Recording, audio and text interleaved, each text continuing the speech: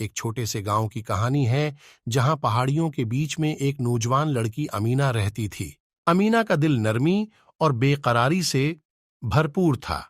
ایک دن ایک قدیم کتب خانے کو تلاش کرتے وقت امینا نے قرآن کی ایک گردابار نسخہ کو پایا۔ جب وہ اس کی آیات کو مطالعہ کرنے لگی تو اس نے اپنے ایمان اسلام کے ساتھ گہرا تعلق محسوس کیا۔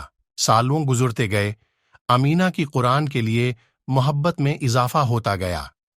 اس کی تعلیمات نے ان کی فیصلوں کو راہ دی اور ان کے اعمال میں صبر، رحمت اور تواضع کو داخل کیا۔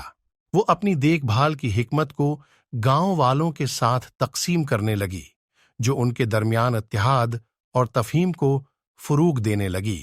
ایک قحط آیا جو گاؤں کو مشکلات اور مایوسی لے کر آیا۔ قرآن کی تعلیمات کو یاد رکھتے ہوئے امینا نے ان کو ایک دوسرے کی حمایت کرنے کی ہدایت دی اور ان کو یاد دلایا کہ مشکلات کے وقت میں ایمان کی اہمیت کی ذرا سی علمیش کریں۔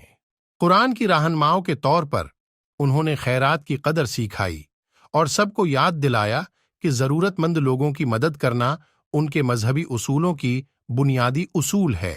امینا کے کوششوں کی خبر پھیل گئی اور قریبی گاؤں اس کے رہنمائی کی تلاش میں آئے۔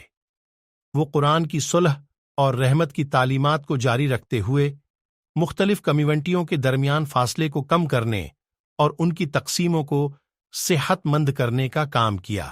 مینا کی کہانی نے قرآن کی اہمیت کی تشکیل کر دی اور کیسے یہ لوگوں کی زندگیوں کو شکل دے سکتا ہے، کرم اور امتنان کو بڑھانے کی معنوں کو سکھایا۔